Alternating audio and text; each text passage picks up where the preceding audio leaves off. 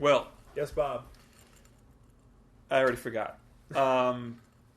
Why do people like watching other people play video games?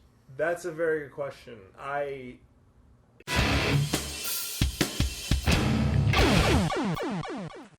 First of all, where are we?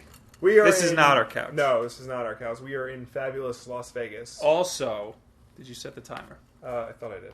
No, I did. We time all of our videos. Just to be sure. We were on vacation, but you know what? We still felt we need to put out a video so you guys can watch. Because we never miss a video. Because we care that much.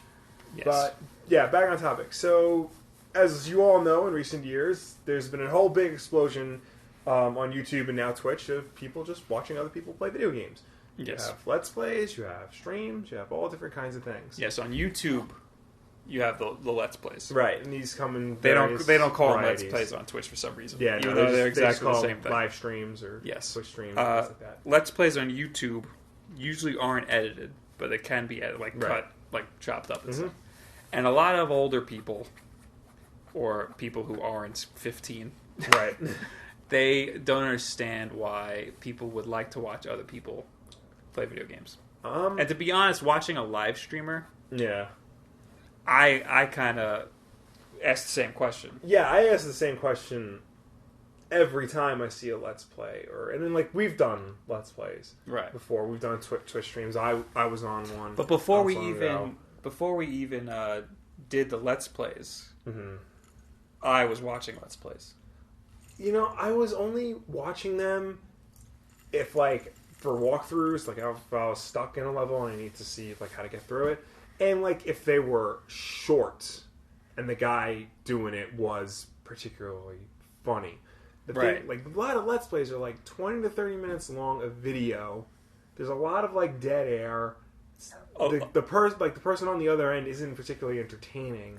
A lot of really popular ones and widely accepted ones are ones that are short, where one particular thing is happening. The Grand Theft Auto Let's Plays were I don't know, like that one video that's really popular where the dude grabs, a pedestrian grabs the guy out of the car and then another car hits it. Yeah. And he saves the guy's life. Well, that's not even so much a Let's Play. That's just it would be if somebody was talking over it. Yeah. But I've seen short clips like that where people are talking over it.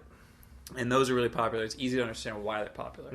But then you have the more common ones where it's long form video, 10 or 20 minutes long, of people talking over the game that they're playing. Right. You have Markiplier, who's huge. Yeah. Biggest one, PewDiePie. Everybody always talks about PewDiePie.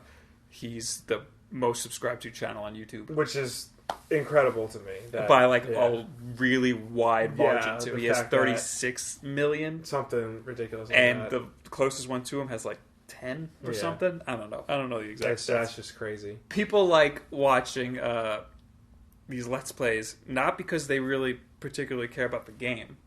It's because they like hanging out with this person. Right. It's like back in the day when we used to play our console games that were only local multiplayer. We go over a friend's house, maybe bring a controller and play split screen, or co-op or whatever. Yeah, but back then you would get a turn to play the game. You pass the controller, and everybody would play the game. These people nowadays, when they watch a Let's Play or a stream, they're not necessarily playing it. But it's still fun to be there with your friend that's playing the game. But I feel like it's definitely a different feeling because you don't know this person. Right. You don't. Well, no, you get to know the person. Yeah, you get to know them, but they don't know you back. Right. They don't reciprocate that feeling. But these people who have these people who are famous and who these strangers get to know, they feel like friends when they finally meet. Right. If you finally meet somebody let's say a Colin Moriarty, right, or a Greg Miller, you know their personality, and they know that you know their personality, so they're comfortable with you already. Right, and that's cool because they're comfortable being themselves around you, and you know what they're going to be like. It's not so much the people doing it or even the people watching it. It's just the idea that would you ever think that watching gameplay footage for hours on ends would ever be entertaining? Not 5 years ago. Yeah, but now it certainly is. But it's not the gameplay footage. To be honest, it's the people who are doing it. Yeah, but I mean, you have to be really good at what you're doing in order to make it entertaining. Because like just talking over gameplay footage is not entertaining. No, you definitely have to be good at it. It's like sometimes it's like riff tracks. Yeah, it's like Mystery Science Theater. Yeah. But a lot of times it's just literally hanging out playing the game. Because now you don't have these games with good local multiplayer, and you don't have. Like, these kids now don't have a bunch of people over their house taking turns playing the game. Yeah. They have online, and that's it. You have to sit in your house, and I sit in my house, and we play together. Yeah, and that's... You don't come over and we both play, you know. Yeah. So that's what they do. They watch streamers. Or one kid will stream himself playing while his friend watches. Yeah. You know? But, I mean, you're removing a gameplay aspect to these videos. You know, the other person on the other side is not necessarily playing the game. Right, but what if they're turning an active entertainment medium into a passive one? But what if they own the game? If they own the game and they play the game, that's one thing. But I know people who will watch Let's Plays of videos that they don't own. Right. There's a particular issue with piracy. Right. People are saying that... Like, a lot of companies don't want their games streamed, but it's going to happen anyway because you don't have control over that. But I don't think it's piracy at all, unless it's a really narrative game like The Walking Dead or like Life is Strange. Or something. No, because even then, you know, your actions will change. Your actions dictate what happens in the game. Like, there's still changes that can be made. No two people play the same game right, but you're way. still getting the whole story. The whole like piracy aspect. That's coming from an old mentality of thinking. Because people who compare games to movies, you know, don't really understand how games work. Right. But you know, for some reason, like games are closest considered like related to movies. So people are trying to correlate things like laws that work with movies towards games, like what Nintendo's doing with YouTube and all of that. Right. Well, Nintendo and I think it's only Nintendo. Yeah, it's really only Nintendo. They try to bag YouTubers for copyright on particularly the music. No, because Angry Joe just got flagged for not even the music in really? Mario Party. It was flagged for Nintendo content. Oh well, most everything. Most games that get flagged on YouTube are for music. Is music because it's the easiest way for them to tell that it's licensed. Yeah, they can't really. It's hard for them to tell the actual video is their game. It's easier for a bot to be like, "This is our music." Yeah, which is weird. Yeah, but I don't like. Do you watch a lot of streamers or YouTube? Well, you don't watch a lot of streamers. No, I don't even honestly watch a lot of Let's Plays. There are some I like. Like, I like Angry Joe. I like Kind of Funny. Right. Things like that. I like, some people here and You don't watch the Game Grumps. No, I love the Game Grumps. They're awesome. Too much content. They put out too much content. But, yeah, they do. But I try to pick some of the good stuff. So, if it's a game that I'm particularly and I don't even watch the whole thing. I'll watch a couple minutes of it. But I'll be honest, it's so long, some of these things. With the Game Grumps, there's a bunch of them. Yeah. And I'll try to watch all the ones with two of the... I don't want to say who, but two of the characters I love. People. Two of the people I like watching. Mm-hmm. And the rest of them... the one in particular I really don't like, and I won't watch certain videos with him in it. Right. Because it's the people that I like. Yeah. And again, it's just... People feel like they're hanging out with you when you're streaming, especially when they get to interact in the chat. Yeah, I think that's a good feature to have, the interactive chat, 'cause that helps out a lot. Right. With the talk back and forth, but everybody's moving to Twitch right now. Yeah. The problem with Twitch is that it's mostly, people playing games and stuff. There's some talk shows and stuff about games, which is cool. But I think the best part's the chat. Yeah, I think, Twitch, and because YouTube's now going to do their whole live streaming thing, that has the potential to be really interesting if it goes beyond games. Their live streaming right now is, they're set up from a viewer standpoint, not from a streamer standpoint, but from a viewer, it looks identical to Twitch.